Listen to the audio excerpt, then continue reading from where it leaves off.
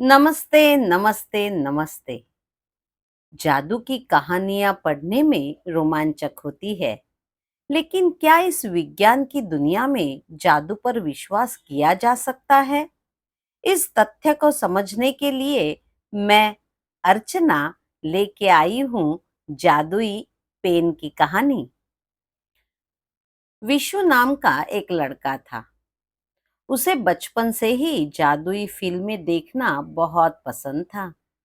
कई बार वह टीवी देखते वक्त ऐसे खो जाता जैसे उसके पास भी कोई जादुई छड़ी है और वह छड़ी के जादुई चमत्कार से अपनी सारी इच्छाएं पूरी कर रहा है। लेकिन सपना टूटते ही वह अपनी वास्तविक स्थिति में आ जाता। विशु स्कूल में पढ़ाई कर रहा था, लेकिन उसे पढ़ाई में बिल्कुल भी रुचि नहीं थी। वह सारा दिन अपनी जादुई दुनिया में खोया रहता था। विशु के माता पिता उसे पढ़ाने के लिए कई शिक्षकों की मदद दे रहे थे, लेकिन सभी कोशिशें बेकार जा रही थी।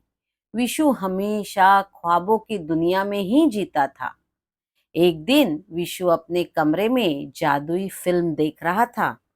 उसी समय उसके घर में कोई दरवाजा खटखटाता है। विशु की माँ दरवाजा खोलकर देखती है तो उन्हें कोई नजर ही नहीं आता।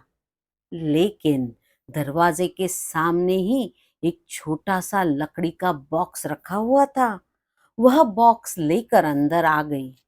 विशु और उसके पिता बॉक्स देखते ही डर जाते हैं। उन्हें लगता है कि कहीं इसमें कोई भयानक वस्तु तो नहीं है।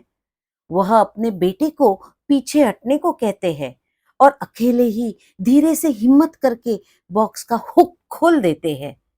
बॉक्स को खुलते ही उसमें एक खूबसूरत सा पेन दिखाई देता है। उसे देखते ही विशु पेन उठा लेता है। पेन के नीचे एक रहस्यमयी चिट्ठी भी रखी हुई थी। विशु के पिता चिट्ठी उठाकर पढ़ते हैं।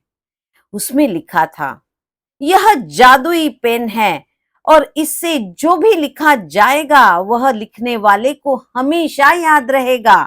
इतना सुनते ही विशु की खुशी का ठिकाना नहीं रहा। उसे लगा मानो उसकी पढ़ाई की समस्या तो सुलझ ही गई। विशु तुरंत ही पेन को अपने पास रखने की जिद करने लगा, लेकिन वह उसे समझाने लगते हैं कि बेटा, किसी ने हमारे साथ मजाक किया होगा। इस विज्ञान की दुनिया में जादू जैसी कोई चीज नहीं होती। पिताजी को यह पेन कुछ अजीब सा लग रहा था, लेकिन उन्होंने अपने बेटे की खुशी के लिए वह पेन उसे दे दिया। विशु पेन मिलते ही अपने दोस्तों के पास पहुंच गया और उसने जादुई पेन की बात सबको बता दी। लेकिन उसकी बात सुनकर सारे दोस्त उसका मजाक उड़ाने लगते हैं।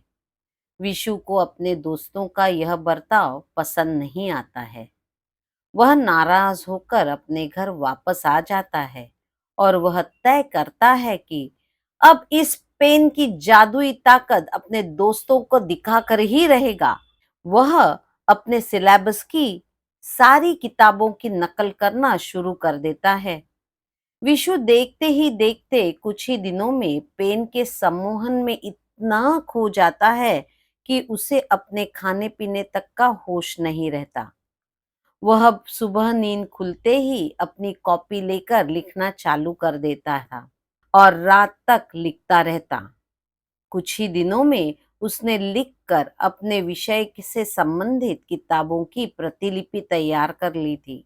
ताज्जुब की बात तो यह थी कि किताबों की नकल करते करते वह अपनी पढ़ाई में इतना डूब चुका था कि उसे कई प्रश्नों के उत्तर जुबानी याद हो चुके थे और अब वह पूरी तरह ध्यान से पढ़ने लगा था।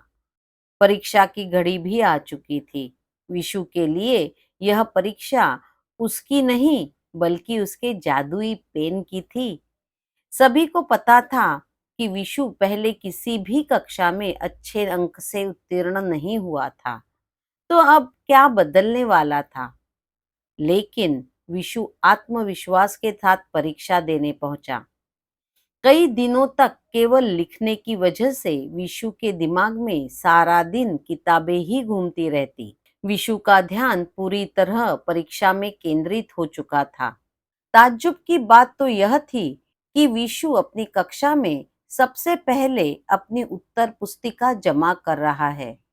यह देखकर बाकी बच्चे सोच रहे थे कि विशु ने परीक्षा में जरूर प्रश्नों के अधूरे उत्तर ही लिखे होंगे, इसलिए वह जल्दी अपनी उत्तर पुस्तिका जमा कर रहा है।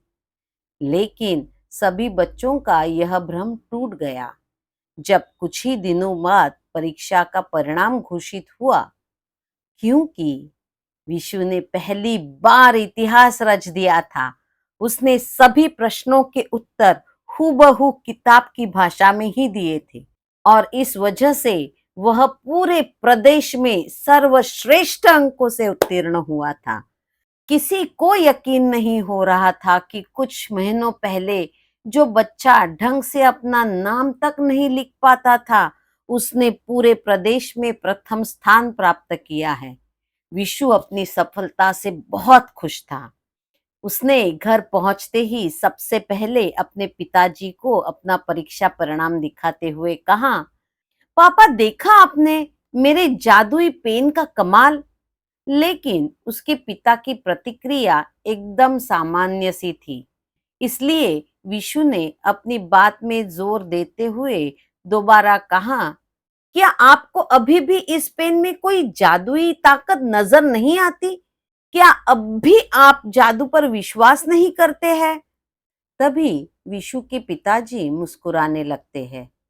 अपने पिताजी को मुस्कुराता देख विशु सोचने लगता है कि उसके पिताजी उसके जादुई पेन को अभी भी हल्के में ले रहे हैं। वह अपने पिता की प्रतिक्रिया पर थोड़ी सी नाराजगी जाहिर करते हुए अपनी माँ के सामने पेन का गुणगान करने लगता है। लेकिन उसकी माँ भी जादुई पेन की बात सुनकर उसी अंदाज में मुस्कुराती है जैसे उसके पिता मुस्कुरा रहे थे। उसे समझ में ही नहीं आ रहा था आखिर चल क्या रहा है। उसने इतनी बड़ी सफलता हासिल की, फिर भी इन्हें उस पेन की जादुई ताकत दिखाई ही नहीं दे रही थी। विशु अपना सर खुजला ही रहा था कि उसके पिताजी कहते हैं, बेटा, तुम्हारा परीक्षा परिणाम तुम्हारी मेहनत और लगन का नतीजा है। दरअसल यह पेन मैंने ही अपने घर कुरियर करवाया था। मैं तुम्हारी पढ़ाई को लेकर हमेशा परेशान रहता था, लेकिन एक दिन मुझे किसी महान ज्ञानी से निरंतर अभ्यास की ताकत पता चली। उन्होंने बताया कि अभ्यास करने से बड़ा काम किया जा सकता है। तो तुम्हारे बेटे की पढ़ाई क्या चीज है? बस तभी से मैंने तुम्हारी माँ के साथ मिलकर जादुई पेन का नाटक किया। विशु को अपने पिता की बात समझ में आ चुकी थी और उसे सच्ची मेहनत का फल भी प्राप्त हो चुका था। इस घटना ने विशु को मेहनत के जादू का एहसास करवा दिया था।